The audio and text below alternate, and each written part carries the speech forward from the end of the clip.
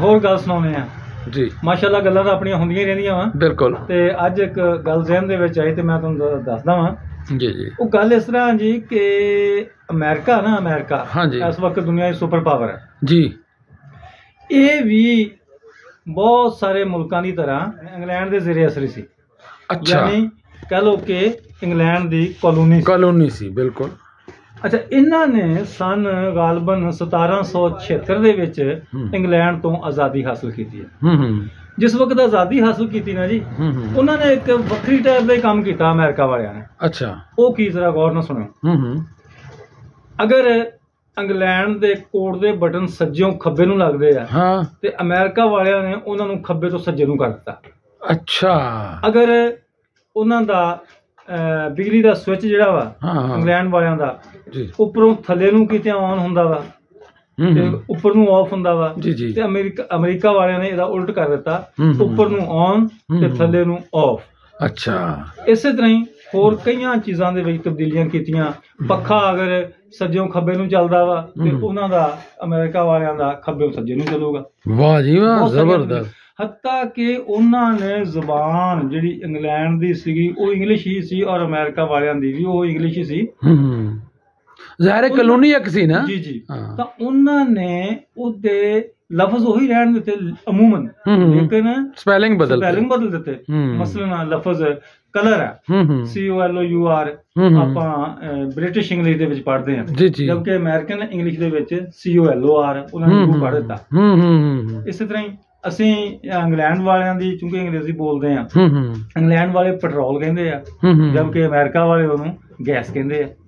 Petrol ਨੂੰ gas ਕਹਿੰਦੇ ਯਾਨੀ ਹਾਂਜੀ ਯਾਨੀ ਉਹਨਾਂ ਨੇ ਟੋਟਲੀ ਆਪਣਾ ਨਿਜ਼ਾਮ ਜਿਹੜਾ ਸੀ ਨਾ ਉਹਨੂੰ ਯਕਸਰ ਬਦਲ ਦਿੱਤਾ। ਵਜ੍ਹਾ ਉਹਦੀ ਕੀ ਸੀ? ਪੰਜਾਬੀ ਦੇ ਵਿੱਚ ਨੂੰ ਕਹਿੰਦੇ ਆ ਹੋਂਦ।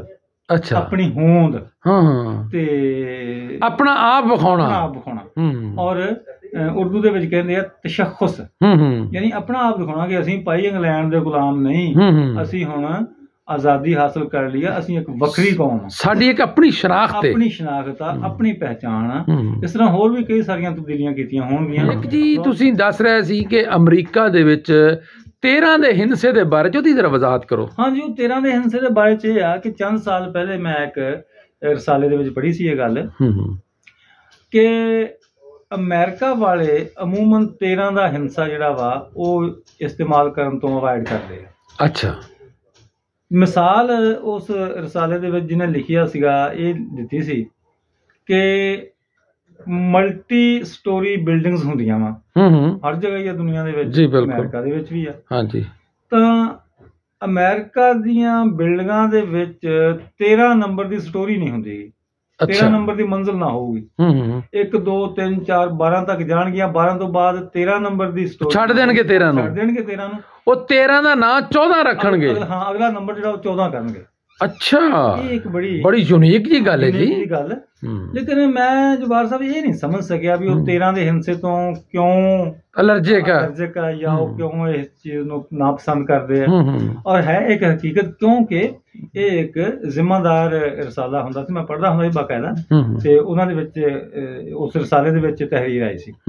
ਅੱਲਾ ਜਾਣੇ ਜੀ ਦਾ ਮਤਲਬ ਕੀ ਆ 13 ਦਾ ਹਿੰਸਾ ਉਹਨਾਂ ਨੂੰ ਕਿਉਂ ਕੋਈ ਮਨਹੂਸ ਲੱਗਦਾ ਵਾ ਜਾਂ ਕੋਈ ਇਸ ਤਰ੍ਹਾਂ ਦਾ ਕੋਈ ਹੋਰ ਮਾਮਲਾ ਵਾ ਅੱਲਾ ਬਿਹਤਰ ਜਾਣਦਾ ਵਾ। ਤੇ ਸਾਡਾ ਪ੍ਰੋਗਰਾਮ ਕਰ ਕੋ ਅਮਰੀਕਾ ਦੇ ਵਿੱਚ ਬੰਦਾ ਦੇਖ ਰਿਹਾ ਹੈ ਜੀ तो ਇਹਦੀ ਵਜ਼ਾਹਤ ਕਰ ਦੇਵੇ ਕਮੈਂਟ ਸੈਕਸ਼ਨ ਦੇ ਵਿੱਚ। ਹਾਂਜੀ ਕਿ ਕੀ ਹੁੰਦਾ ਹੈ ਮਾਸਟਰ ਜੀ ਬਹੁਤ ਬਹੁਤ ਸ਼ੁਕਰੀਆ ਤੁਹਾਡਾ ਬਹੁਤ ਸ਼ੁਕਰੀਆ।